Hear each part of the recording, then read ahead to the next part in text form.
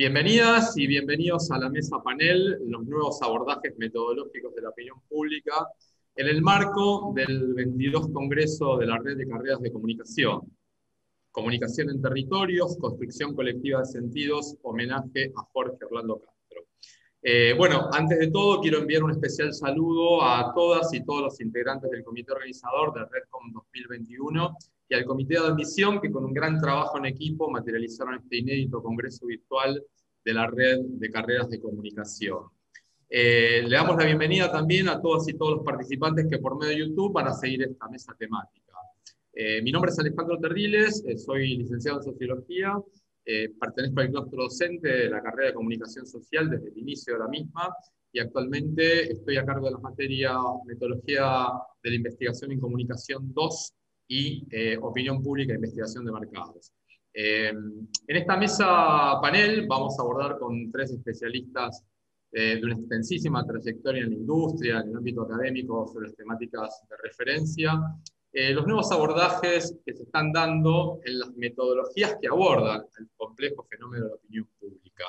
La idea es dar cuenta de todas estas transformaciones que, bueno, de alguna u otra manera se producen en nuestro país y en el ámbito internacional con la aparición de las redes sociales y con las nuevas formas de poder abordar a los ciudadanos y a las ciudadanas con lo que era tradicionalmente el método de encuestas. Así que este será un poco el contenido central sobre el cual nuestros expositores van a dar sus puntos de vista. Bueno, quiero presentar entonces a los tres expositores de esta mesa panel.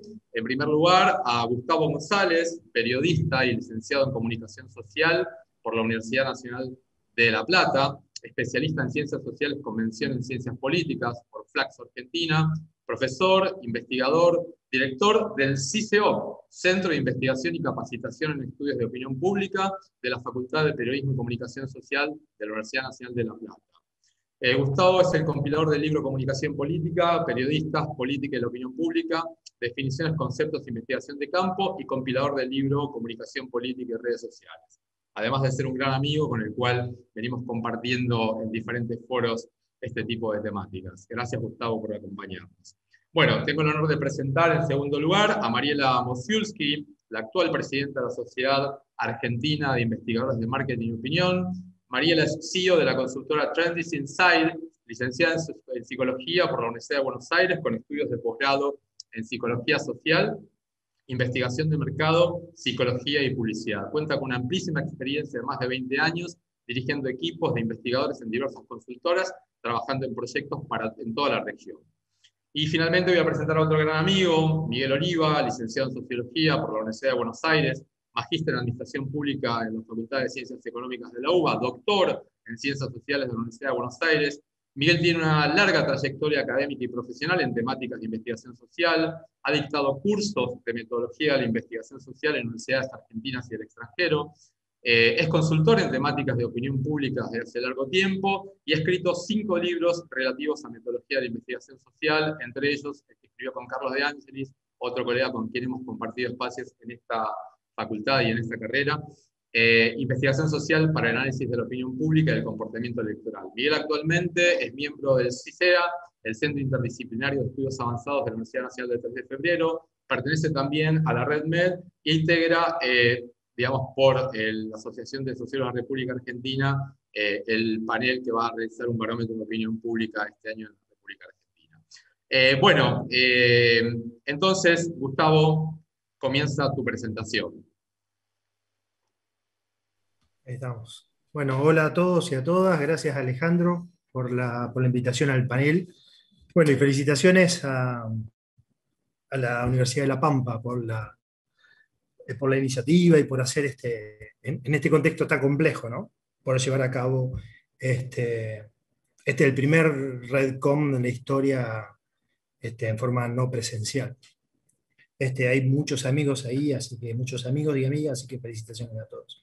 Bueno, yo había había preparado un Power, sí, lo podemos ver, y a ver si está por ahí.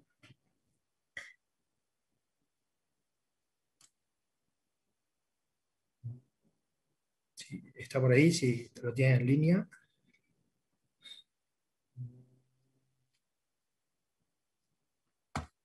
ahí estamos. Perfecto, gracias. Bueno, bueno, esta es la mesa, si seguimos con... las primeras placas son datos, datos duros. Entonces seguimos con la siguiente placa. Bueno, esto es la población estimada del INDEC 2021, 45.808.747. Como ustedes saben, el año pasado no, el año pasado tendría que haberse hecho el censo, que no se llevó a cabo por este contexto, la verdad no se sabe cuándo se va a hacer, pero es importante para los números de un país. Ahí tiene a nivel país los teléfonos fijos, la cantidad, estos son números privados, el 15% podríamos decir de la Argentina hay números fijos, y ahí tienen abajo en La Plata y en Santa Rosa los números y la proporción. Está bien que tanto en La Plata como en Santa Rosa los números fijos también incluyen a los organismos públicos, es decir que pensando en esto de hacer una encuesta o tomar una muestra, uno podría decir, como primer lectura, bueno, los teléfonos fijos no serían una buena técnica o un buen instrumento para llevar a cabo una encuesta para mensurar la totalidad de la población. Seguimos con la siguiente placa. Bien, entonces acá volvemos a los datos del INDEC, esto del cuarto trimestre del 2019. Fíjense, entonces uno dice, bueno, hoy en día, como decía Alejandro, lo que todos tenemos, todos escuchamos, el tema de las redes sociales. Entonces, fíjense estos datos. Casi el 61% de los hogares urbanos tiene acceso a computadora y el 82,9% a Internet. 84 de cada 100 personas emplean teléfono celular, 80 de cada 100 personas utilizan Internet. Y fíjense abajo, acceso fijo residencial a Internet son 7 millones. Entonces uno podría decir, bueno, si nosotros tenemos a nivel país que más de 8 por cada 10 personas tiene teléfono celular, sería un buen instrumento como para hacer encuestas. Pero fíjense abajo, en Cava, el 91,8% de la gente tiene teléfono celular y en Gran Rosario el 68,3%. ¿Está bien? Seguimos con la otra placa. Bien, entonces acá seguimos con los datos duros, ¿no? Entonces dice el INDEC, la posición de celular en conglomerados urbanos y conglomerado interior, INDEC toma 500.000 personas para arriba, son conglomerados urbanos, 500.000 personas en la ciudad, ¿no? Para abajo, conglomerado interior. En Cava, el 90,8%, y fíjense, la posesión del celular en la banda Santiago Estero es 67,7%. ¿Sí? Y fíjense, acá está por edad, el uso del celular por edad. Fíjense, ahí el INDEC toma a partir de los 4 años, entonces sube la cantidad de celular, teniendo un pico de 95,9 de 18 a 29, y baja de 65 años y más a 67,7. Bueno, y la barra en rojo es el promedio. Y la que sigue, ¿sí? Esto es nivel educativo y uso del celular. Fíjense que la gente que tiene primaria incompleta tiene celular el 56,9%. Ahora, si vamos a superior y universitario incompleto y completo, estamos arriba del 90%. Es decir, que casi todos los que tienen estudios superiores tienen celular. ¿Está bien? No así la gente que tiene primario o primario, sí, primario incompleto y completo. Y de nuevo, la franja en rojo es el promedio. Y fíjense, la gente que no tiene instrucción, 34,5% de los que no tienen instrucción tienen celular. Esto, digo, ¿por qué hacer estos datos? Porque nosotros, vamos a la otra placa, por favor. Porque nosotros en esto del tema de la opinión pública y las tecnologías, o las nuevas tecnologías, o los celulares, o el Internet, lo que venimos escuchando es esta idea de grandes absolutos. ¿Está bien? Entonces, a partir de hoy, ahí ustedes encuentran los conceptos, los autores del año, ¿está bien? Con autores de diferentes lugares. Entonces uno dice, bueno, estudios, investigaciones teóricas e investigaciones de campo. A partir de la irrupción de los celulares se construyen, o de la Internet, se construyen nuevas subjetividades, o hay una nueva sociabilidad, o hay procesos de aculturación, o hay una nueva espacialidad, o hay un empoderamiento ciudadano, o está la capacidad de fusionar agenda. Entonces, acá lo que tenemos son autores, autoras, que tienen una mirada más esperanzadora sobre el proceso de las redes sociales en la ciudadanía, una mirada más dura sobre eso, pero estamos pensando en absolutos. ¿Qué hacen las redes sociales con nosotros? ¿Qué podemos hacer? Esta idea de todos nos empoderamos, ¿sí? O construimos nueva sociabilidad, ¿está bien? O las redes sociales nos dan la capacidad, el texto de Calvo Eruguete, a los ciudadanos, a las ciudadanas, de poner en crisis la capacidad de los medios de constituir la agenda ciudadana, ¿está bien? De constituir la agenda que todos miramos.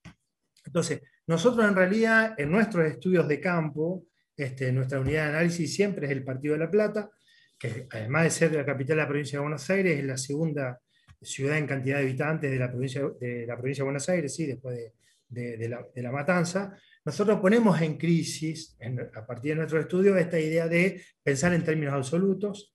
Por eso vamos a la placa que sigue. ¿Sí? Nosotros, en este trabajo de campo del 2017, nosotros preguntamos si usa redes sociales, y ahí nos dicen, en una encuesta domiciliaria y otra en la telefónica, que el 74% en el caso de domiciliaria y el 71% en la casa telefónica usan redes sociales. Es decir, ahí que los estudios campo nos dan esta muestra de que tenemos que poner en crisis esta idea, estas consideraciones absolutas. Digo, esto que tiene que ver con el determinismo tecnológico. En algún momento la prensa o la gráfica nos iba a hacer a todos cultos, públicos, racionales. En otro momento apareció la radio y todos íbamos a hacer la guerra de los mundos, ¿no? Preso de eso. En otro momento apareció la televisión y era la caja boba. Bueno, ahora aparecieron las redes sociales y nos ponderan. Nosotros, nuestros estudios no dicen eso. Nuestros estudios de base nos muestran que la gente no considera que se ve empoderada por las redes sociales. ¿Está bien? Seguimos con una placa más. Entonces, acá en una encuesta de 2019 ya, fíjense que el no uso de redes sociales, en la otra placa teníamos que el 26% de domiciliaria nos decía que no usaba redes sociales, ahora bajó al 20% eso, pero cuando nosotros le preguntamos para qué usa redes sociales, ahí encontramos desagregado, porque la pregunta es, bueno, esta idea, estos absolutos, ¿está bien? De la nueva espacialidad, la nueva socialidad, esta idea que nos empoderan, que podemos poner en crisis la capacidad de los medios de establecer la agenda. Bueno, esto es así, todos, todas estamos en eso. Entonces la idea es, bueno, qué prácticas lleva a cabo la gente con las redes sociales? Entonces ahí ustedes encuentran, fíjense, que el 47% dice para varias de estas cosas, después vemos esto, el 20% dice que no usa redes sociales, el 14,5% para comunicarse con familia y amigos, 13,4% para informarse de las noticias de la actualidad, 3,1% para producir contenidos y 1,8% para compartir informaciones de otra persona. Fíjense que ahí, seguimos la otra placa, la práctica, ¿qué hacemos nosotros? ¿Para qué usamos las redes sociales? Es bastante diferente. Acá esto es una constatación, una verificación. Esto es un estudio del Latinobarómetro de los datos a nivel país del 2020, donde dice que el 20% de Argentina no usa redes sociales. A nosotros nos dio ese porcentaje en el 2019. Entonces, seguimos con otra placa. En el marco, entonces, de las prácticas, ¿qué hacemos nosotros con las redes sociales? Nosotros distinguimos tres tipos de prácticas: uso, recepción y apropiación. ¿Está bien? El uso es una aplicación práctica. ¿Está bien? Entonces nosotros salimos ahí de pensar ya o de analizar en términos cuantitativos de la sociedad para pensar en términos cualitativos, y para eso hicimos grupos focales. Siempre la unidad nuestra, la unidad de análisis, es Partido de La Plata. En estos grupos focales que hicimos en la ciudad de La Plata, dividimos entonces cuando la gente dice que hace una práctica de uso del dispositivo, cuando hace una práctica de recepción y cuando hace una práctica de apropiación. Entonces, el uso tiene que ver con una práctica cotidiana. Y fíjense ahí los conceptos. Juan, yo bajo música. Ana, por una cuestión de inmediatez, de entras a internet. Micaela, para buscar pasajes. Agustín, para pedir comida. Nicolás, para pedir turno al médico. Es decir, ahí es esta gente en el grupo focal que nos dice que para qué usa el celular. Seguimos con la placa que sigue. Esto es recepción. Bien, acá en este caso de la recepción hay una finalidad inespecífica, ¿está bien? La idea de la recepción tiene que ver con esta idea, con las prácticas, esto de, bueno, leemos los diarios, utilizamos Internet para ver qué se está diciendo, ¿está? ¿Qué se está diciendo en Internet, qué pasa en Instagram, ¿está? Pero no hacemos un uso nosotros, las redes sociales. Y ahí fíjense los conceptos. Gastón usa Internet para mirar las noticias todos los días. Juan utiliza las redes sociales un poco para ver noticias.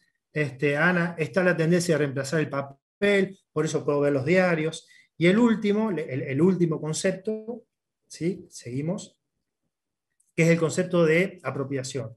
Acá, este es el concepto clave. Digo, en el concepto de apropiación, ya ahí convertimos algo que nos llega para darle nuestra impronta, ahí modificamos, ahí cambiamos sentido, ahí establecemos, ahí sí uno puede decir, bueno, en estos conceptos de apropiación puede haber algo que tenga que ver con un empoderamiento ciudadano, puede haber algo que tenga que ver con una práctica específica que ponga en crisis el status quo, el establecimiento o el poder establecido como tal, ¿está? En este concepto de apropiación. Entonces, esta idea de apropiación se convierte en una experiencia, el sentido de romper, transformar, completar, dejar una impresión, una impronta. Y ahí los conceptos son, Julián, yo lo uso para difundir mi trabajo, Victoria, uso mucho Twitter, entonces entras a ese espacio, opinás porque alguien más lo hace. Fíjense que nosotros pasamos, este es un grupo focal que nosotros hicimos de 14 personas. Entonces, en los otros, en recepción de uso, eran más las voces que señalaban esa práctica. En la práctica de apropiación fueron los menos. Entonces, esto nos lleva a decir que no podemos establecer estos absolutos de empoderamiento, nuevas subjetividades, nueva sociabilidad, nuevas construcciones, nuevas personalidades alterdirigidas o introdirigidas, ¿está bien? No podemos pensar de nuevo en absoluto, lo que tenemos que hacer es hacer estudio de campo, desentrañar, mirar bien, analizar qué cosa estamos haciendo con las redes sociales. Ahí vamos a una placa más. Sí, en esta placa lo que nosotros hacemos, recordemos que nosotros teníamos un 47% que decía de la gente en esta encuesta, la encuesta esa que nosotros hicimos en la Ciudad de La Plata es sobre 2019, sobre 494 casos, es una encuesta probabilística, barriendo todo lo que es el partido, ¿no? La Plata en este momento tiene, recordemos que no se hizo el censo, pero proyectando estamos cerca de los 800.000 personas. Entonces, sacando ese 47%, por eso tuvimos que hacer grupo focal, nos encontramos que, fíjense, uso, recepción y apropiación. Cuando nosotros hablamos de apropiación, el 3,1% de la gente dice que se apropia de las redes sociales, dice que establece algo, que cambia, que modifica, ¿sí? Que ahí sí somos productores de contenido, ¿sí? En lo otro estamos consumiendo, ¿está bien? Bien. Y las placas que siguen tienen que ver también con esta mirada, con esta pregunta de Alejandro. Ahí ya salimos entonces de nuestros trabajos de campo, después cualquier cosa, si hay preguntas, volvemos sobre eso.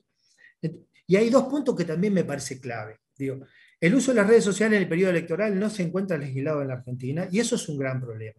Entonces ahora, después las placas de sigue, vamos a dar cuenta de un par de estudios de investigadores que están trabajando en nuestro equipo de investigación, pero acá esto es un problema y no se ha legislado y no se va a legislar, por lo menos en estas elecciones, ¿está bien? Y después, lo que tampoco se encuentra legislado es la publicación de las encuestas en los medios de comunicación.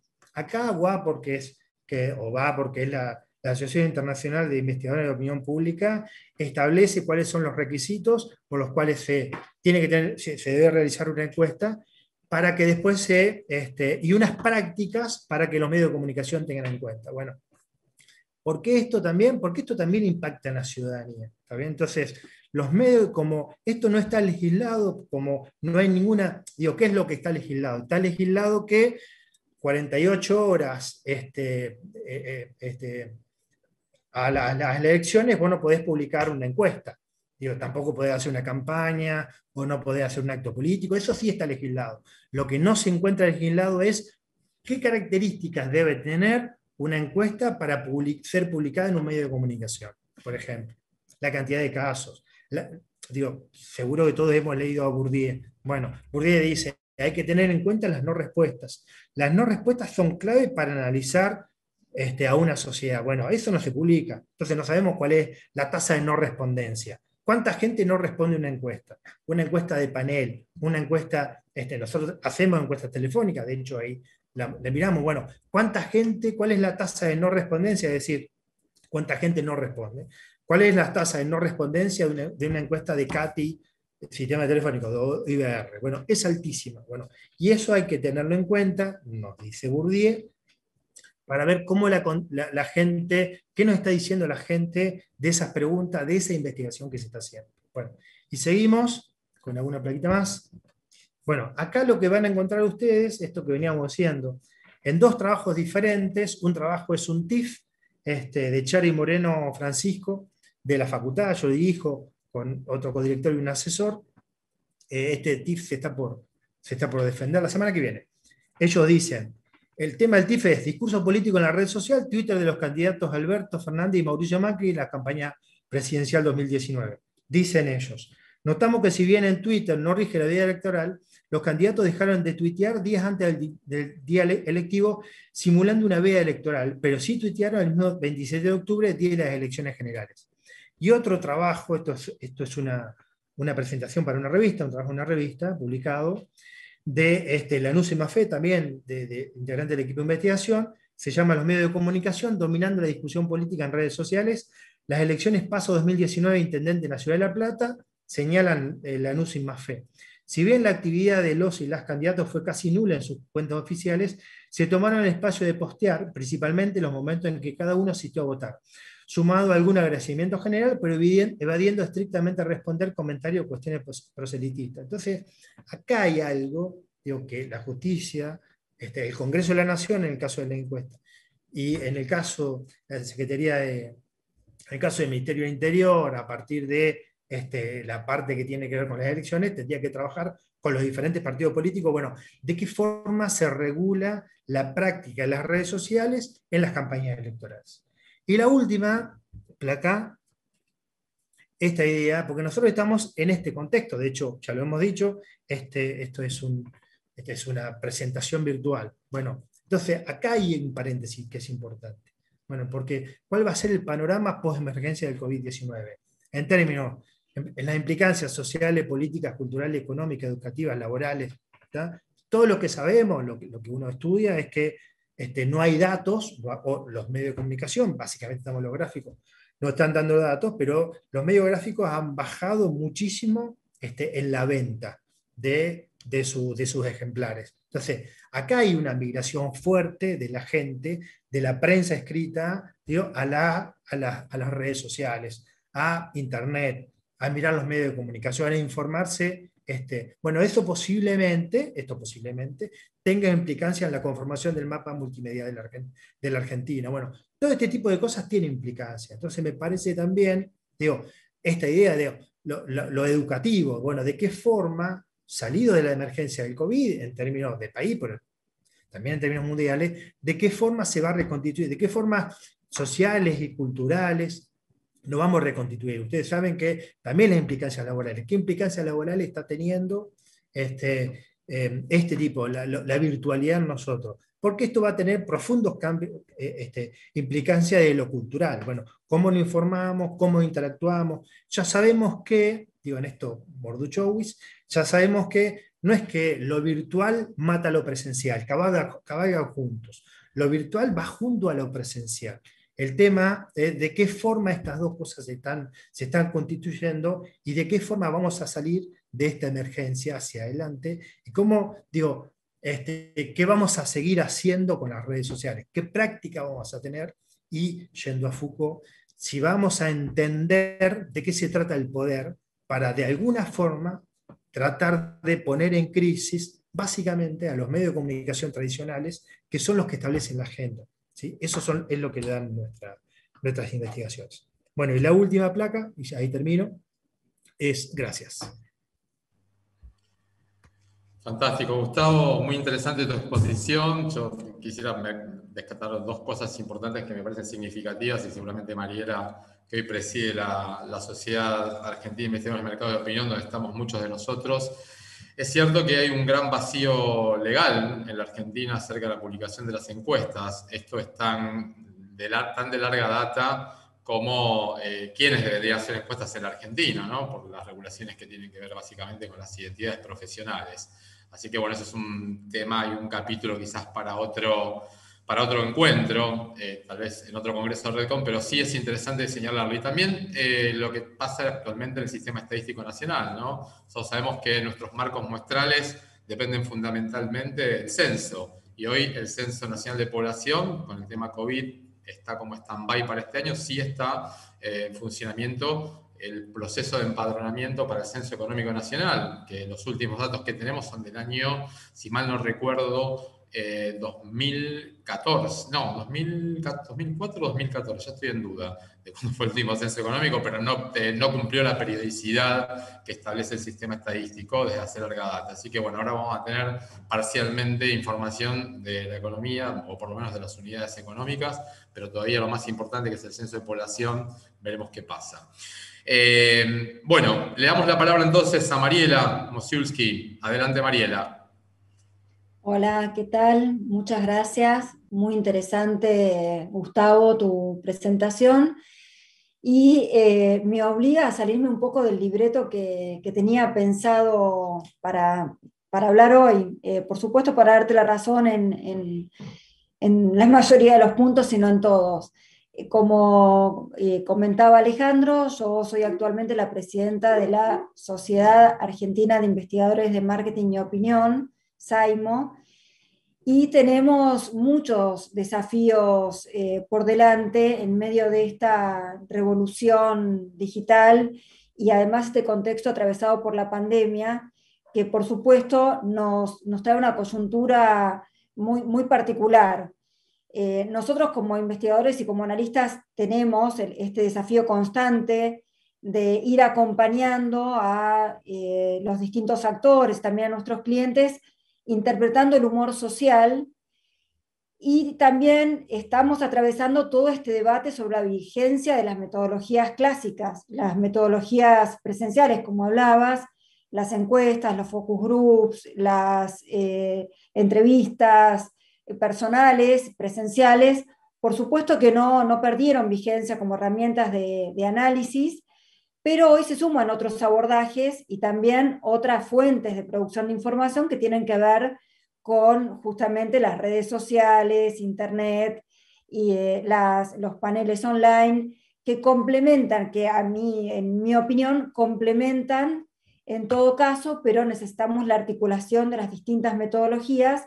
Y por supuesto, coincido plenamente, creo que es un objetivo muy importante que ojalá en algún momento podamos lograrlo, la regulación de cómo deben hacerse los estudios de opinión pública y cómo deben comunicarse, y todo lo que hoy no se conoce, que también coincido, la no respuesta, muchas veces se publican datos sin la ficha técnica, sin saber cómo se hizo el diseño muestral, en qué fecha se hizo, con qué metodologías, y la verdad es que como institución también hicimos muchos esfuerzos por comunicar a los medios de comunicación cómo deben ser citados y cómo deben ser producidos los estudios de opinión pública, y es muy difícil realmente que esto se tenga en cuenta. No tengo claro cómo se podría regular, que realmente haya una disposición legal, porque además en este momento, como bien decías, suponemos que la mayoría de la gente está en condiciones de usar o de apropiarse de las herramientas tecnológicas, pero, y acá me voy a salir un poquito del libreto, porque justamente hace muy poco hicimos un estudio sobre la brecha digital. Sabemos que, bueno, la tecnología hoy atraviesa casi todas las actividades. Estamos ahora en un congreso en este formato. Sabemos que las clases todo el año pasado prácticamente tuvieron que realizarse de manera virtual, pero también creo que hay muchos porcentajes que no son conocidos, porque creo que muchas tecnologías las naturalizamos, son parte de nuestra vida cotidiana, para prepararnos al desayuno, para transportarnos, para muchísimas actividades que usamos distintas tecnologías, pero creo que en situaciones como estas, cuando realmente o dejan de funcionar o son momentos muy críticos, es cuando nos damos cuenta dónde está la brecha entre los que realmente pueden utilizarla y los que no.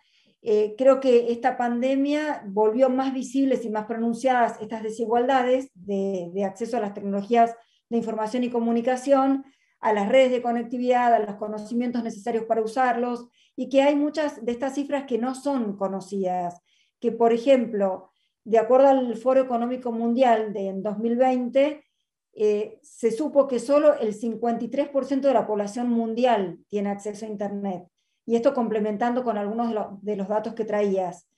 Entonces, creo que toda esta situación está poniendo en evidencia distintos niveles de brecha digital, en tanto el acceso a Internet, la velocidad de Internet, los dispositivos, los conocimientos, y que esta pandemia también está visibilizando otras brechas, por supuesto, de género y de acceso a conocimientos. Entonces, no voy a defender las nuevas metodologías como el reemplazo de las metodologías tradicionales, porque coincido en que no todos tienen la misma posibilidad de acceso, y bueno, fueron muy impactantes los números que mostró Gustavo recién en este sentido. Y además, por otro lado, creo que, y es sabido, que en estas sociedades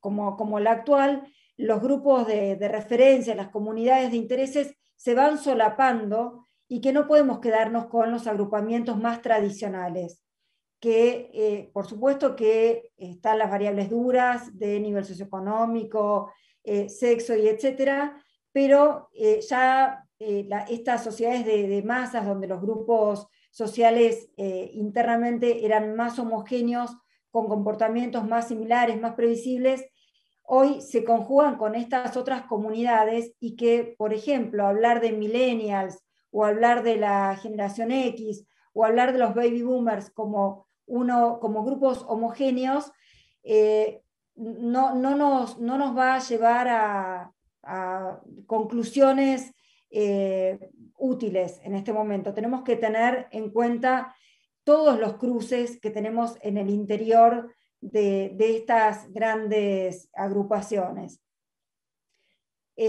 Bueno, tenemos, por supuesto, distintas realidades, distintas construcciones de sentido que nos van desafiando permanentemente a pensar las metodologías y cuáles son las nuevas formas de escucha e interpretación para poder dar respuestas sobre la opinión pública, aunque no podamos hablar de la opinión pública como una generalidad, ¿no? ¿Cómo podemos entonces colaborar con el debate público? ¿Cómo podemos ofrecer una perspectiva de las opiniones de los distintos grupos, aunque sea, y también hacer llegar estas opiniones menos afines a los otros grupos? El objetivo, por supuesto, es fomentar el debate social basado en la evidencia empírica, y que la opinión pública sea una pieza importante y sensible para la vida social y para la democracia, y Y en este momento las metodologías son, por supuesto, un gran desafío, la articulación de las distintas metodologías. Hoy se debate mucho acerca de las encuestas, si es válido que sean a través de paneles o si tienen que seguir siendo presenciales con la metodología de muestreo más clásica. Y la verdad es que siguiendo algunos estudios que se hicieron sobre las distintas encuestas, vimos que en el 2019 hubo agencias que pronosticaron bien los resultados, por ejemplo, de las PASO también y de las elecciones generales, y que en un recorrido que hizo, por ejemplo, Daniel Cabrera en una edición, en un libro que se llama Margen de Error, que fue editado por Eudeva, se vio que él analiza 35 años de encuestas electorales en el país y llegó a la conclusión de que el pronóstico fue correcto, por ejemplo, en el 70%. Esto es, digamos, un punto como para poner un marco de referencia a lo largo de los años sobre todas las críticas que recibimos acerca de los errores en los resultados, si fueron acertados o no, de las encuestas sobre intención de voto.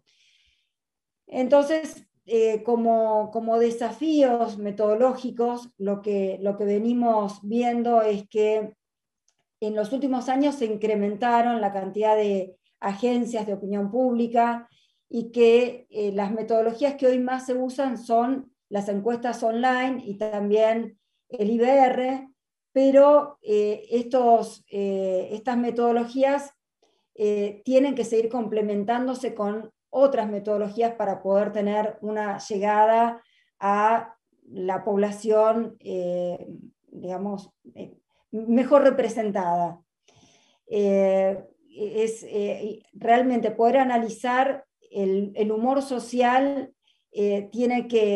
necesitamos poder analizar las variables sociodemográficas más clásicas, pero esto no es suficiente para poder predecir comportamientos, valoraciones, y necesitamos cada vez más triangular o articular o hibridizar algunas metodologías para poder garantizar esta representatividad de los estudios.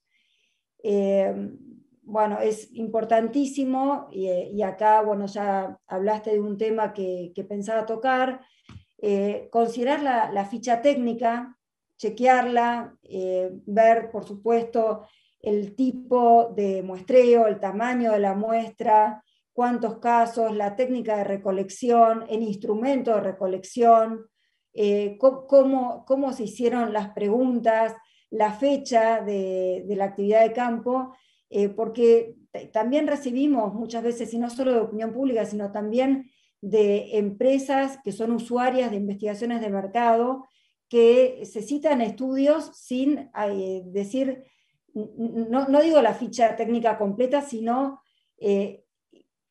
casi nada de la información acerca de el target en el cual se investigó, ¿no? La población, o la fecha, y se citan estudios que a veces están totalmente desactualizados. Entonces, ahí realmente, como presidenta de SAIMO, quiero compartirles que es un desafío que tenemos y que hicimos algunas iniciativas, algunos acercamientos a los medios de comunicación para dar nuestra visión y para poder compartir cómo tienen que ser realmente recabada la información, cómo tiene que ser comunicada y difundida la ficha técnica y la importancia que tiene esto para poder interpretar y analizar la información. También sabemos que necesitamos diseños metodológicos que nos permitan comprender el universo de una manera más completa, porque además el universo de votantes, por ejemplo en el caso de las encuestas de intención de voto, es cada vez más volátil, más fragmentado y más difícil de abordar. En algunos casos, por ejemplo, a través de paneles online representativos, lo que se está haciendo como una innovación metodológica es segmentarlos según cómo han votado e ir monitoreando la evolución a lo largo del tiempo y compararlo después con la población general para ver qué información nos puede arrojar. Las entrevistas presenciales también, por lo que vemos, fueron perdiendo peso sobre el volumen total. La mayoría de las encuestas se están haciendo de manera online y en este momento de manera casi obligada, pero no quiere decir que no sea importante poder volver a usar esta metodología, por lo menos hasta que esta brecha digital esté más cerrada, que realmente podamos decir que están representados la mayoría de los grupos. Y otro tema que me parece importante es que también fue cambiando, y acá también para citar a otros colegas como Mora y Araujo, el vínculo entre los encuestados y la encuesta. Si bien en algún momento las personas que se encuestaban se reconocían de alguna forma escuchadas o jerarquizadas en el momento de responder, hoy muchas veces funcionan como espacios casi de catarsis, de queja, que también es algo para analizar en el humor social, pero que también ahí coincido con Gustavo, sería muy importante conocer el número de no respuestas, porque justamente están teniendo un objetivo distinto al responder. Entonces, como ideas finales, creo que nuestra tarea como investigadores de la realidad social es cada vez más desafiante, es cada vez más vertiginosa, nos obliga a pensar y repensar los modelos metodológicos para poder abordar esta complejidad social y digital, y que los estudios de opinión pública por supuesto tienen un valor social enorme para poder conocer los afectos, valores, creencias, prejuicios, poder seguir monitoreando la evolución, los retrocesos, las tensiones, para poder entender la sociedad en la que vivimos, y que es importante poder también entender las diferencias generacionales sin el prejuicio de creer que estas generaciones son grupos homogéneos, como decía antes, que se puede hablar tan livianamente de la generación Z o la generación X o los baby boomers y casi universalmente, como si fuera lo mismo en las sociedades más desarrolladas que en las que no lo están, que en las capitales o en otras zonas geográficas.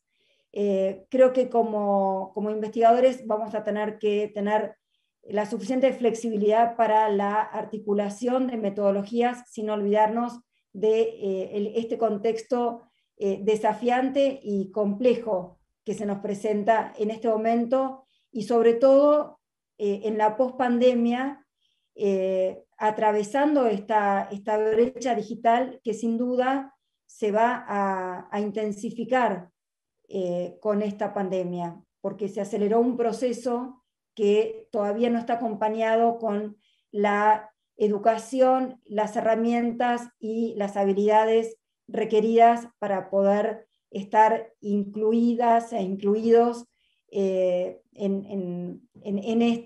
esta población, en Internet. Bueno, creo que si pudiéramos trabajar en este sentido vamos a poder seguir aportando un valor interpretativo a este mundo que se presenta cada vez más incierto en este momento de pandemia y de brecha digital acelerada. Bueno, muchas gracias, creo que estoy más o menos en tiempo. Perfecto. Bueno, Mariela, excelente tu exposición, la verdad que muy interesante los aspectos que abordaste. Yo por lo menos me quedé con tres elementos fundamentales que son parte del debate de la industria y parte también del debate que generalmente damos cuando hablamos de las estadísticas en general, ¿no? Una de estas cuestiones es la vigencia del concepto de ficha técnica. Digamos, sobre esto tenemos que hacer mucha educación hacia todos los segmentos de la población que trabajan con la publicación de los estudios, divulgar en las cátedras de opinión pública, investigación de mercados y metodología, el código de prácticas de SOMAR. Creo que esta es una de las prácticas que también la industria nos fija a nosotros y nosotros tenemos que hacer ese proceso, ¿no? De ampliar ese conocimiento para que la población, para que el ciudadano a pie conozca y que después no pueda sentirse de alguna otra manera interpelado, manipulado por sospechosos datos que aparecen todo el tiempo, ¿no?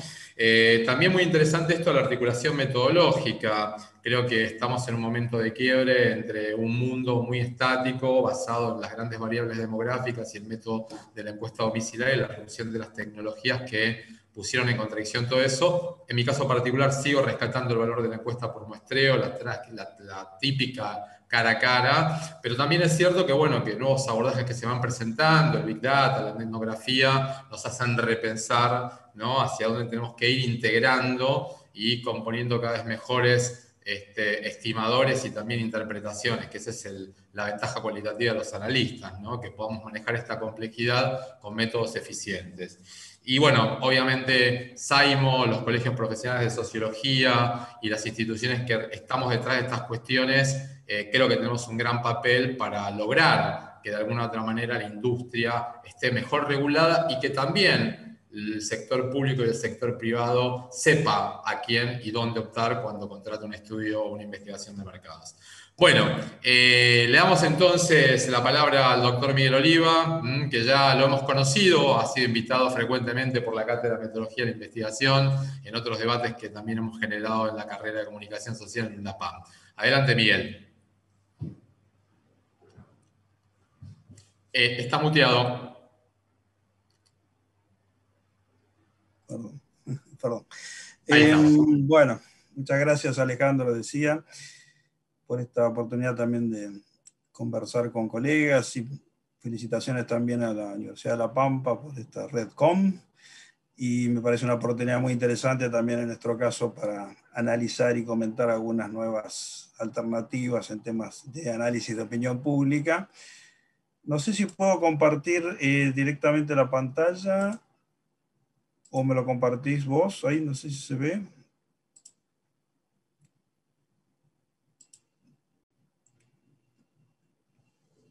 ¿Se ve bien, Alejandro? Sí. Sí, se está viendo. Perfecto. Bueno, muchas gracias. Bueno, quería comentar, siguiendo un poquito también la línea para llegar de Gustavo y Mariela, como para llegar también a algunas discusiones sobre las metodologías actuales. Me interesa también hacer una muy breve contextualización histórica, quizás dentro del desarrollo también de las ciencias sociales, de cuál es el papel actual, digamos, de este tipo de análisis de opinión pública y cuáles son los desafíos. En principio, bueno, decir que son interesantes todos este tipo de análisis, este tipo de mediciones, en el sentido de que se estudian no solo los pronósticos electorales, sino también toda una serie de cuestiones sobre cómo es el Estado, cómo son las indeterminaciones de las conductas de las humanas, la cohesión social, el poder, etcétera, etcétera. Y bueno, entonces el sentido del desarrollo de estas técnicas también tiene que ver con el conocimiento de la realidad social de alguna manera. También decir que en los últimos años ha adquirido un dinamismo muy importante este tipo de investigación, sobre todo por la difusión de las democracias. Y bueno, constituye un desarrollo muy importante de las ciencias sociales. Yo suelo también considerar o comentar a los alumnos, etcétera, etcétera, que también es muy importante dentro del trabajo de los sociólogos, considerar que hay un rol ahí de la sociología, o sea, nosotros por más inteligentes que seamos, no podemos contar cuánta gente vive en un país, ¿no? No podemos contar Perdóname, cuánta gente. Miguel, te Sí. interrumpo un segundito. Acá desde el área técnica me están diciendo que podemos pasar tu presentación desde el anfitrión. Así puede salir en YouTube. Ah, Vamos perfecto, perfecto. ahí a la gente que Bueno, está en el comando técnico, por favor, si pueden retomar desde esa placa. Miguel La Sierra. ahí A dijo, ver, un bárbaro. segundito. Ahí creo que está, ya está visible. Bien, perfecto. La estás viendo, Sí, ¿no? sí, Ok. sí, perfecto. Muchas gracias, Alejandro.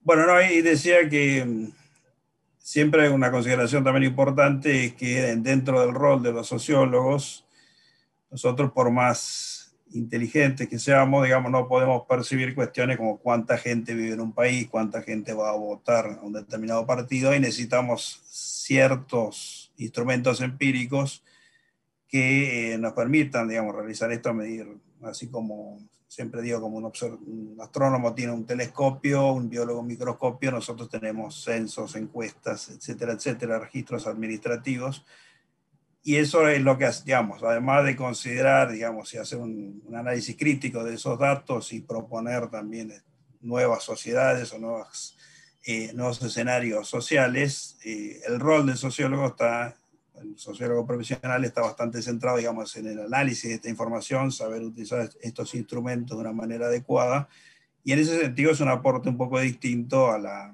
filosofía, al ensayismo. Entonces ahí tenemos un papel importante, también considerando que estamos pensando también qué rol tienen este tipo de instrumentos en la investigación social. Si pasamos a la próxima.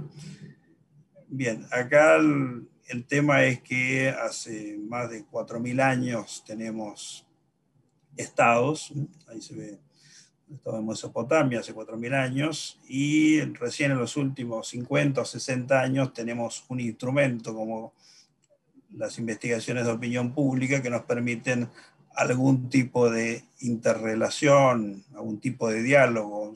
Generalmente lo llamo diálogo con la sociedad, ¿no? O sea, las encuestas nos permiten preguntarle, entre comillas, a la gente, ¿no? Cuáles son sus problemas, a quién va a votar, cuáles son los principales lineamientos que tiene que tener en cuenta el gobierno para mejorar su situación de vida, cuánta pobreza, etcétera. Y en ese sentido tenemos un instrumento que es relativamente joven en los estados. Si podemos ver la próxima, siempre decimos, digamos, ¿no?, que en este tipo de investigación ningún gobierno actual va a dejar de utilizar estos instrumentos por esta cuestión del diálogo, más allá de los pronósticos, los problemas que podamos tener en los pronósticos. Decir además, que esto lo voy a retomar después, pero que hay una demanda quizás muy fuerte metodológicamente de pronosticar cuestiones o escenarios sociales, que no es una demanda generalizada a todas las ciencias sociales, es una demanda muy focalizada sobre temas de opinión pública y escenarios electorales, y eso también nos lleva a toda una serie de preguntas sobre cómo podemos pronosticar el futuro, cuánto podemos pronosticar, en cuánto tiempo es razonable pronosticar, 1 año, 2 años, 3 años. Esas son preguntas específicas que surgen de las técnicas de investigación de opinión pública y el tipo de demanda que tenemos en nuestros estudios de mercado, por decirlo, en el sentido de el mercado, digamos, del estudio de opinión pública, que es el análisis de los pronósticos electorales y quién va a ganar una elección. También es interesante comentar, bueno, que hubiese pasado en la Revolución Francesa si hubiese habido encuestas sobre la imagen de María Antonieta. Me parece un ejemplo gráfico para entender un poquito, bueno, que tienen un efecto social, tienen una capacidad de alguna manera de repensar lo que está haciendo un gobierno y cuáles son sus diálogos con la sociedad. Y me parece que en ese sentido es algo que ha llegado para quedarse y que lo vamos a utilizar de acá a 100, 200 años. También va a ser interesante para sociólogos dentro de 100 años para ver qué pensábamos los argentinos en 2021. Bien, si vemos la próxima, vamos a...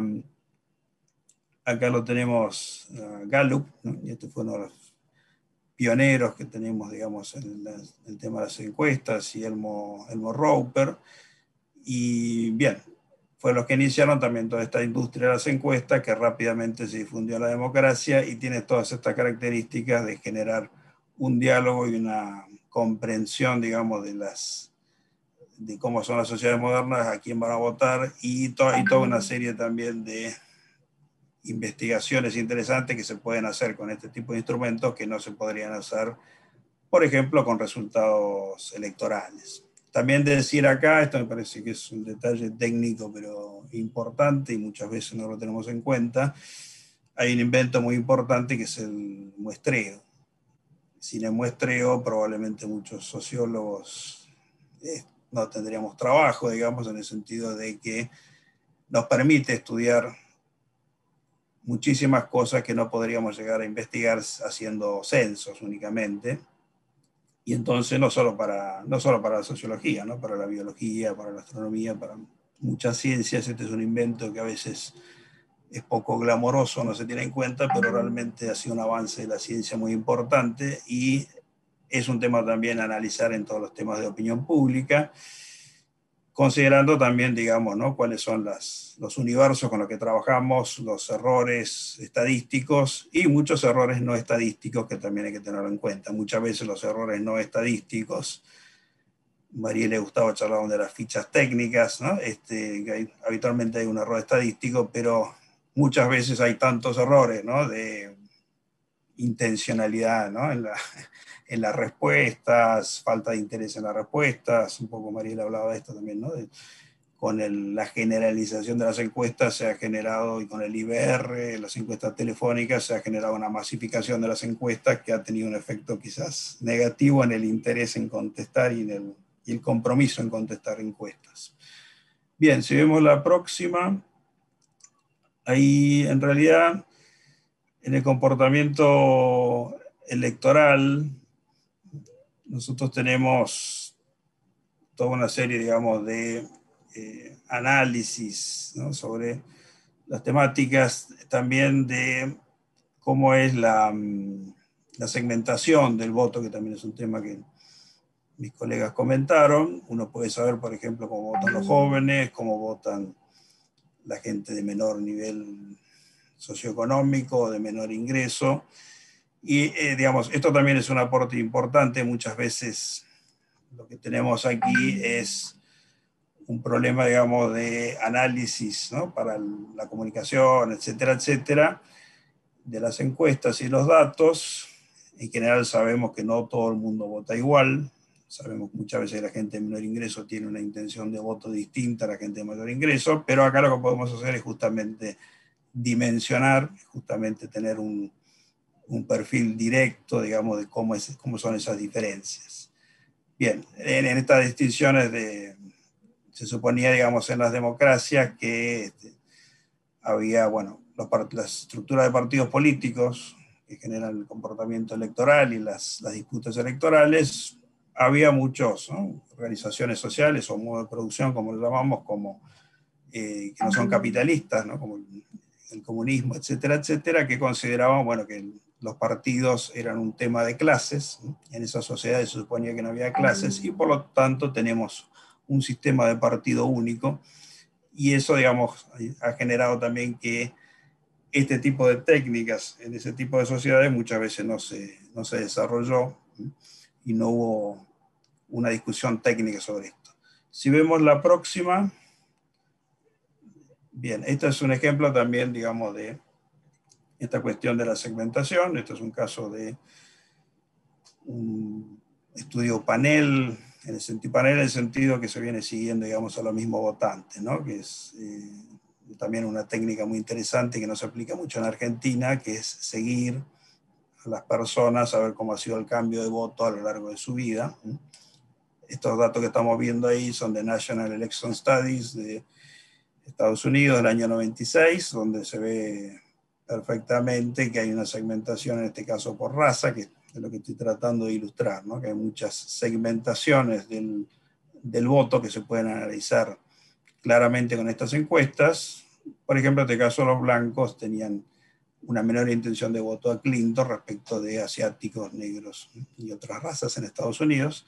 Y eso, a eso me refiero, digamos, ¿no? Que no todo el mundo vota igual y nosotros podemos conocer a partir de estos instrumentos cuáles son los clivajes más importantes. Esto no nos sale mágicamente, ¿no? Uno tiene que hacer la encuesta y mirar resultados, aplicar estadísticas para ver cuáles son las variables que mejor segmentan.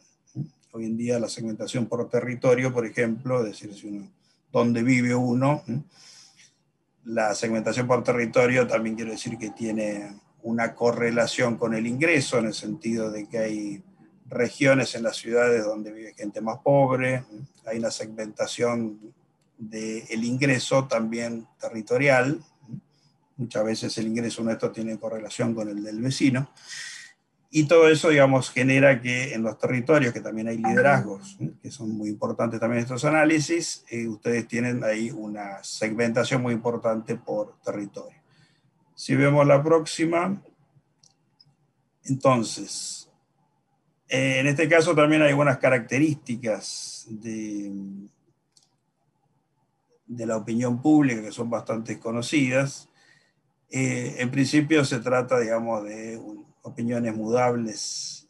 Opinión justamente quiere decir que mudable y cambiante, es decir, que en general, esto lo vivimos los investigadores en Argentina cotidianamente, ¿no? Si uno piensa cuál era la opinión pública hace 2 años en Argentina, era un país totalmente distinto en términos de opiniones y evaluaciones políticas, y sigue siendo, digamos, la misma población argentina, pero seguramente todas las evaluaciones que se hacen de la política, de la economía, etcétera, etcétera, son totalmente distintas que hace 2 años. Si uno ve las imágenes de los presidentes, lo más habitual es que tengan fluctuaciones fuertes.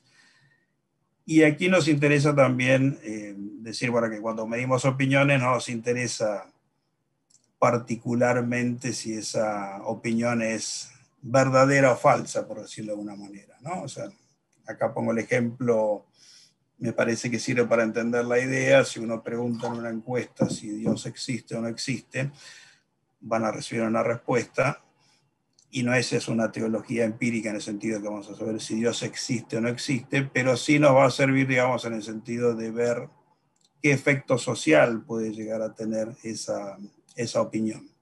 Quizás, digamos, si todo el mundo es religioso, vamos a tener una cierta cohesión social, si no, tendremos otro tipo de sociedad distinta, digamos, ¿no? Y en el caso, digamos, de las encuestas de opinión pública, nos interesa justamente por sus efectos sociales. Sus efectos sociales concretos puede ser si todo el mundo tiene una mala imagen de un presidente, puede tener, digamos, algún correlato en las elecciones, y ese efecto social es el que nos interesa.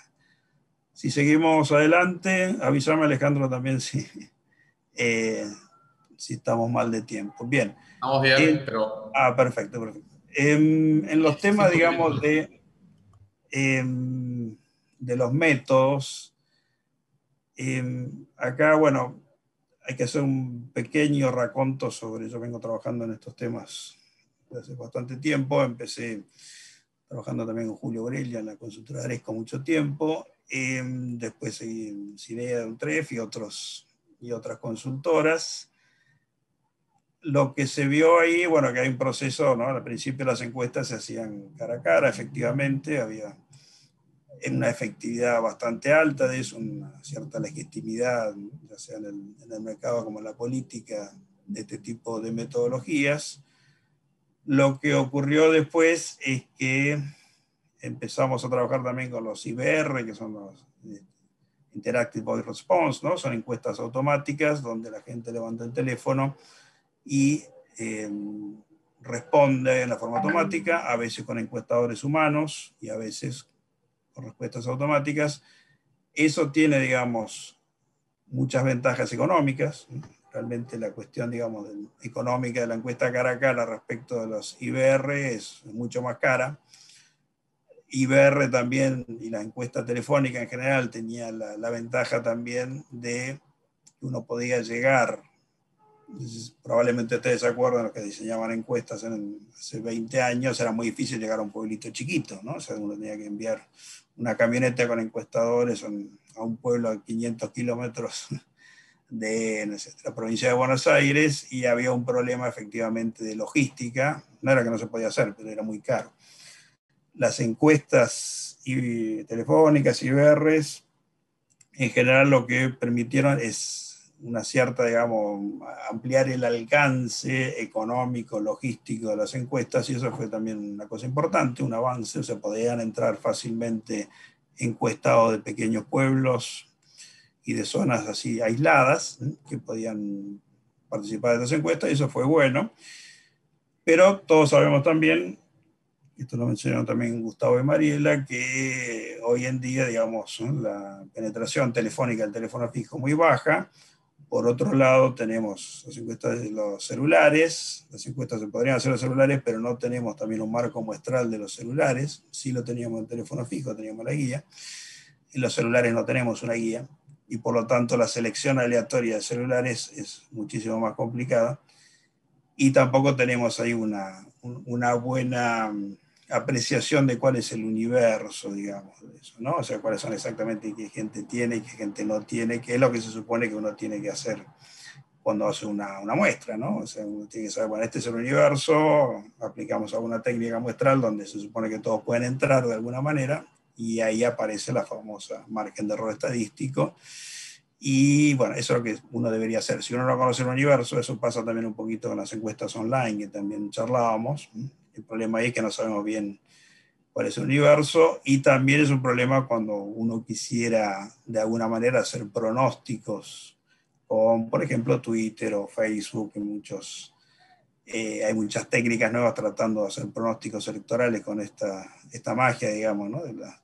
de las redes sociales, etcétera, etcétera, pero el problema ahí es que todavía no tenemos en principio tampoco la penetración de esas redes sociales es tan generalizada a nivel de nuestro país, un poco diciendo esto de la brecha digital que hablaba Mariela. Por otro lado, también ahí tenemos, ¿no? un problema de que al no saber cuánta gente tiene Twitter, ¿no? Es difícil, a partir de un clima de opinión que se puede generar en esa red, extrapolarlo a un voto generalizado a nivel nacional, por decirlo de alguna manera.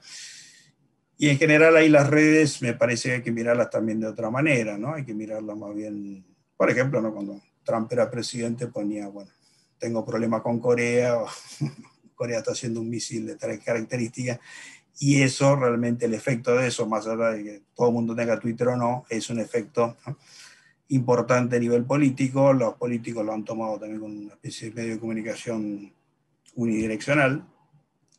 Y también sabemos que existe también esto, también lo han mencionado los colegas, algo que se llama post-broadcasting, que es, bueno, tenemos medios de comunicación, escritos, diarios, etcétera, etcétera, tenemos redes.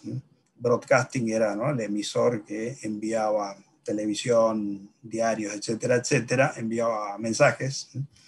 Ahora, digamos, hay una interacción entre el emisor, ¿no?, y el receptor, en el caso de las redes, y hoy en día lo que vemos es el post-broadcasting, es que, bueno, uno toma, los diarios toman cosas de las redes toman cosas de los diarios, hay una interacción muy importante entre ellos, y no podríamos entender los diarios sin las redes, ni las redes sin los diarios hoy, y esa es la característica de lo que llamamos habitualmente el post-broadcasting, que es lo que tenemos hoy en día, lo que se llamaba la opinión publicada, ¿no?, que decía Habermas, que era la opinión pública venía de la opinión publicada, de los diarios.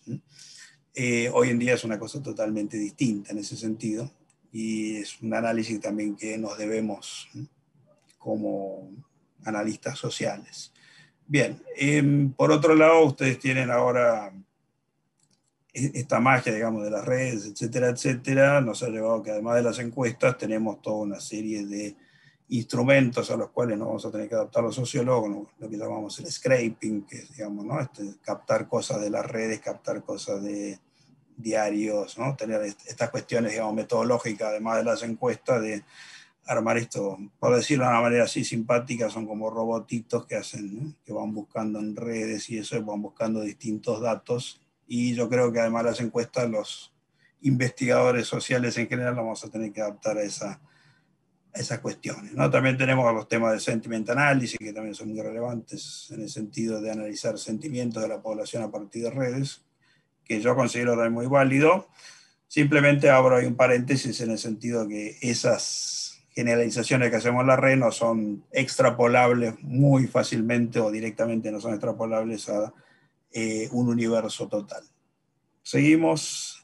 Entonces, bueno, este es el panorama que tenemos ahora, ¿no? Hay una cuestión también que me gustaría reflexionar ¿no? En las cuestiones sobre los problemas de la medición de la opinión pública. Por un lado, digamos, hay todo un proceso de formación de opiniones que habitualmente en las encuestas no lo captamos. Nosotros hacemos una pregunta, tenemos un estímulo y tenemos una respuesta. En general, en ese proceso, digamos, hay una simplificación muy grande, digamos, ¿no? De lo que nosotros preguntamos. Cuando uno pregunta, ¿es bueno el gobierno o es malo el gobierno? Hay una simplificación en la respuesta muy importante. Y hay todo un proceso, digamos, ¿no?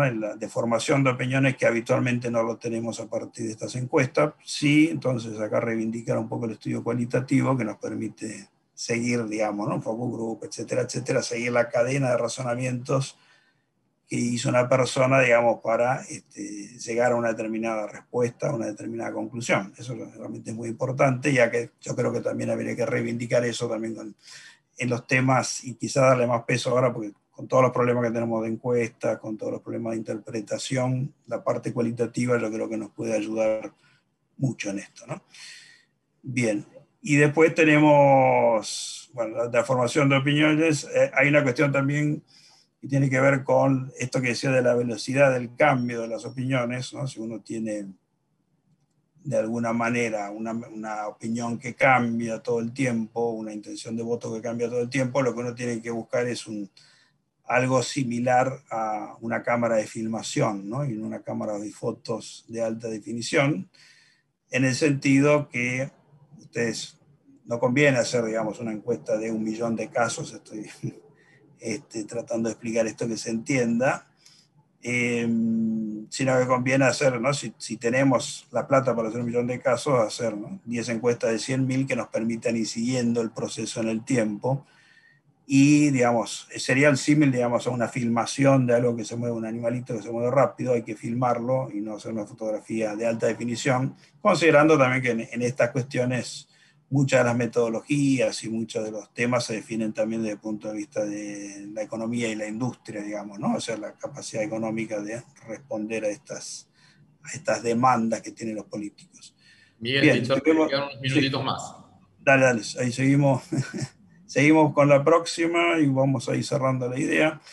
En esta cuestión, digamos, ¿no? Acá lo que vemos son datos de Eurobarómetro, simplemente decir aquí que también hay una posibilidad, digamos, de comparar cuestiones entre países que también a veces no lo tenemos en cuenta, pero que es realmente muy importante. Este es el Eurobarómetro, tenemos el Latinobarómetro y esta pata también, digamos, ¿no? De considerar que en las ciencias sociales, digamos, lo que se estudia es el individuo y el país puede ser una variable más, ¿no? Lo mejor sería, digamos, tener encuestas internacionales de todo y que la variable país sea una variable más. Seguimos así, vamos un poquito más rápido. Una conclusión también sobre esto, lo voy a pasar también muy rápido, sobre cuestiones que también que podemos analizar mejor y más profundamente en este tipo de encuestas. Ahí lo que se ve es una correlación de Pearson entre imagen de dirigentes. Esto quiere decir, digamos, simplemente la correlación lo que mide es que cuando sube la imagen de un dirigente, ¿qué pasa con la imagen del otro dirigente, ¿no? Para dar un ejemplo específico de esto, habitualmente era, ¿no? Cuando vivía Néstor Kirchner, si uno preguntaba la imagen de Néstor Kirchner, probablemente estaba muy relacionado con la imagen de Cristina, y uno veía, digamos, ¿no? una línea ahí donde era raro encontrar un individuo que opinara bien de uno y mal del otro. Entonces la correlación que dice, cuando hay una correlación alta, las dos imágenes están altamente asociadas, por decirlo de otra manera. Y en la siguiente, para ilustrar el problemita acá y lo que estoy diciendo, digamos, ¿no? de la correlación, esto es simplemente un ejemplo de la época del año 99, donde uno veía, por ejemplo, la imagen de Carlos Menem, acá está la imagen de Duhalde, y la imagen de Eduardo Menem, que era el hermano. Entonces uno veía que había una correlación muy fuerte. Y Duhalde, digamos, tiene una alta correlación también con Menem, Entonces acá la cuestión es, bueno, ¿cuál es la causa y el efecto? Por decirlo, ¿no? ¿Cuál es el independiente del dependiente? Ahí puse un sol para entender un poco, ¿no? ¿Cuál es el sol a partir del cual giran los otros satélites? En este caso, metafóricamente, ¿no? Carlos Menem sería, digamos, ¿no? Donde giran los otros dirigentes, Duhalde, digamos, tenía, ¿no? Era una correlación ligada. Y lo que pasaba, bueno, que había una caída de la imagen de Menem que arrastraba todo, ¿no? Arrastraba toda una serie de planetas girando, por decirlo también metafóricamente. Y esto es interesante también porque en las evoluciones de imágenes que vemos hoy también es difícil, ¿no? Por ejemplo, hoy el sistema político está bastante complicado en ese sentido, digamos, ¿no?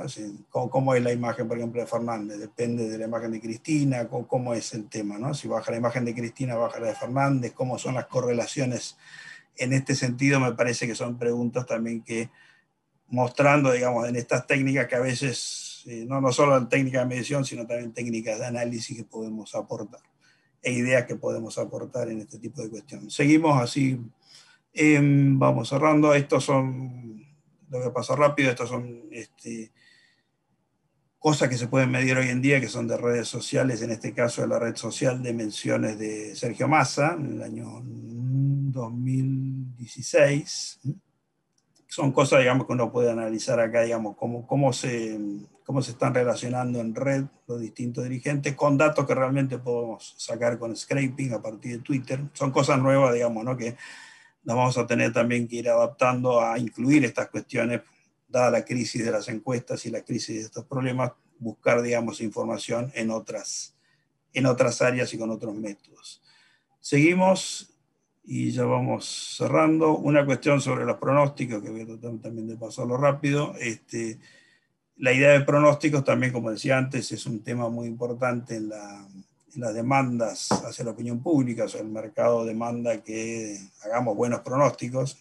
Como decía antes, eso es una demanda que no existe en otras áreas, ¿no? O sea, por ahí nadie pregunta cuánto va a ser la pobreza dentro de 2 años, ¿no? Por decirlo. Pero bien, el tema acá es si, bueno, en ese sentido, bueno, hay una cuestión también de, bueno, cuál es la realidad, digamos, de la posibilidad de hacer pronóstico, que también yo creo en alguna forma que a veces se ha sobrevendido esto, ¿no? O sea, a qué distancia podemos pronosticar algo, ¿no? Obviamente dentro de 5 años no sabemos si Argentina va a seguir existiendo, ¿no? O dentro de 20 años, etcétera, etcétera, no sabemos quién va a ser el presidente de Estados Unidos.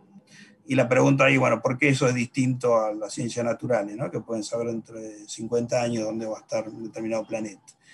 Entonces, esto nos lleva a las preguntas, bueno, de lo que podemos pronosticar. En realidad son escenarios más probables. Yo me acuerdo también cuando medíamos en el año 2010, Néstor Kirchner muere y todas las encuestas que veníamos haciendo tuvimos que cambiar, digamos, ¿no? el formato, digamos, y la información que teníamos y cambiar todo el panorama, digamos, ¿no? Porque nos cambió todo el panorama político.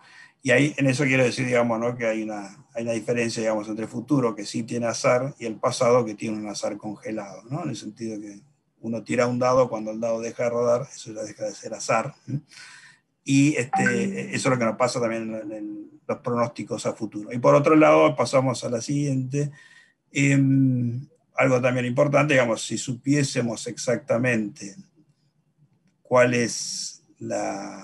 sería el resultado electoral de una elección, es probable también que eso genere preguntas políticas. Bueno, a ver, si uno supiera exactamente quién va a ganar, qué pasaría con la voluntad política, ¿no? Seguiríamos haciendo lo que hacemos. Como decía, bueno, si sabemos quién va a ganar un partido de fútbol, si eso no va a tener efecto sobre, ¿no? el deporte. Acá me pregunto exactamente lo mismo, ¿no? Si sabíamos exactamente cuál es el resultado electoral, ¿qué efecto tendría eso sobre la voluntad política? Me parece que también es una pregunta relevante. Ahí ya estamos en la próxima. Ahí está, digamos, ¿no? En ese sentido, bueno, la libertad es, ¿no? Desde el punto de vista metodológico, es azar, digamos, ¿no? O sea, la libertad de la gente implica, digamos, el azar en las conductas, porque no siempre tenemos, ¿no? Podemos tener un escenario estadístico, pero la cuestión directa del pronóstico tiene siempre un componente de libertad, un componente de azar, que está muy bien que lo tenga porque somos seres humanos libres y eso metodológicamente se traduce a escenarios aleatorios. Bien, seguimos y ya creo que están... Bueno, esto, digamos, ¿no? Simplemente para mencionar, digamos, que más allá de las coyunturas actuales, estamos captando problemáticas también, no solo que tienen que ver con los pronósticos electorales, sino también qué problemas sociales tiene la gente, cuáles son las urgencias de la gente, si es la inflación, si es la inseguridad, todo eso se capta con encuestas y ahí hay un rol realmente importante, digamos, ¿no? Cuando se hizo el Metrobús, por ejemplo, había encuestas sobre qué opinaba la gente de esa hora en particular. Y bueno, acá también tenemos en esto es más bien de sociología, Alejandro. Hay una frustración quizá, digamos, ¿no? De los sociólogos, siempre tenemos, digamos, investigación empírica muy corta para, ¿no? Los grandes procesos sociales que siempre quisimos analizar, y eso a veces genera una cierta frustración desde el punto de vista, ¿no? Profesional, pero hay que pensar todo esto también de manera del aporte que puede hacer esto, ¿no? A política, bueno, más allá de partidos, etcétera, etcétera, ¿no? Miguel, nos queda sí, muy breve tiempo. Excelente la exposición, quizás los tiempos para abordar tanta temática tan compleja y tan interesante como esta excede el marco de esta discusión, pero yo simplemente, para ir un poco, durante todas estas 3 brillantes exposiciones, estuvo detrás de mí la vieja, que creo que ustedes lo van a compartir como analistas y como investigadores. Bueno, para tomar un poco lo que había dicho María, el problema de la brecha tecnológica que se da hoy en el 2021, yo lo refería al año 93 cuando Javier Otaegui, un encuestador que tuvo una corta vida en los medios de comunicación, vaticinaba el triunfo con una encuesta telefónica en el año 93, creo que fue, en elecciones de diputados, y bueno, una predicción que obviamente no se dio, o sea, él decía que Storani iba a ser el candidato más votado y terminó siendo Pierri en ese momento, ¿no? Corolario de esto, en ese momento, 1993, la Argentina salía de un modelo muy cerrado de su economía, ¿no? Vino la apertura de Menem, se amplió el parque de teléfonos, pero no alcanzaba todavía todos los hogares, ¿no?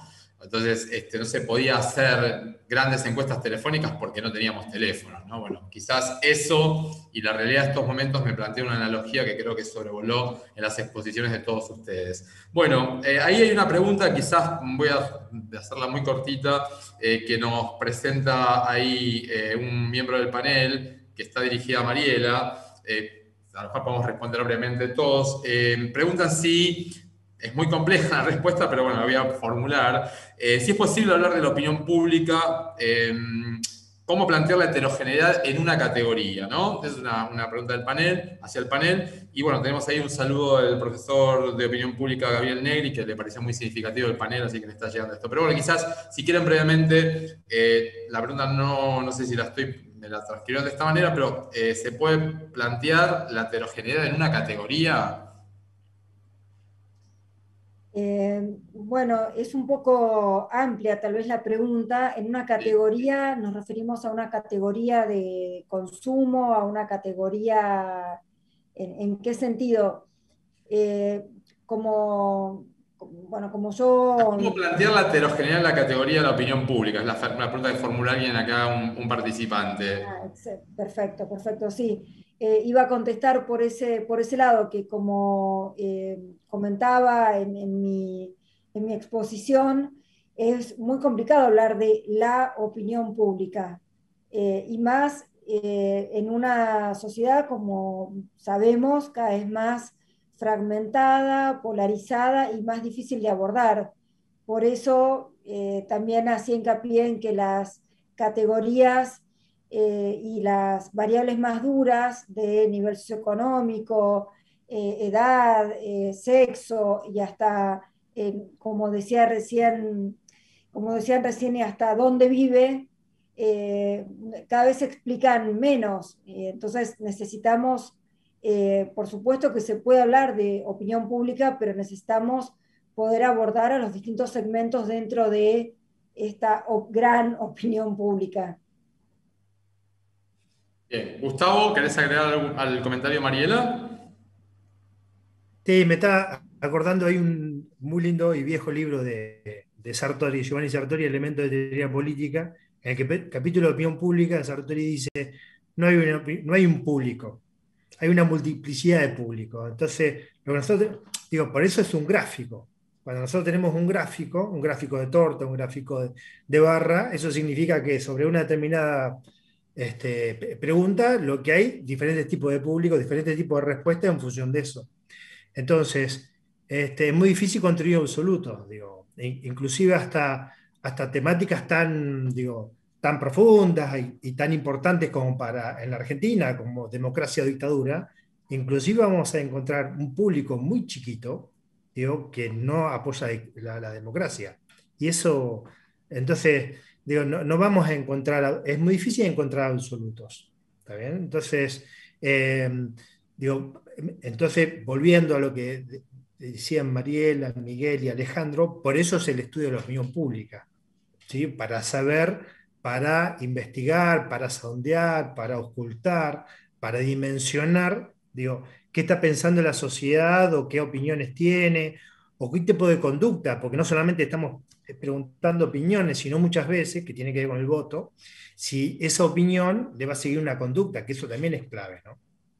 Entonces, por Bien, eso es importante, digo, que seamos serios en las investigaciones. tal cual. Miguel, ¿querés agregar algo para ir redondeando? Perdón. Sí, no, me parece está muy bien, digamos, nosotros tenemos también, ¿no? A mí me ha gustado también resaltar esta cuestión de que hay una importancia de este tipo de instrumentos más allá de la cuestión electoral, ¿no? Del diálogo y el diálogo, digamos, entre la sociedad y las dirigencias políticas. Eso es siempre muy difícil, digamos, organizar la agenda política, las prioridades de la administración, y en ese sentido, todas estas encuestas también nos sirven y tiene mucho sentido que se sigan utilizando para este tipo de cuestión. Efectivamente, hay mucha heterogeneidad.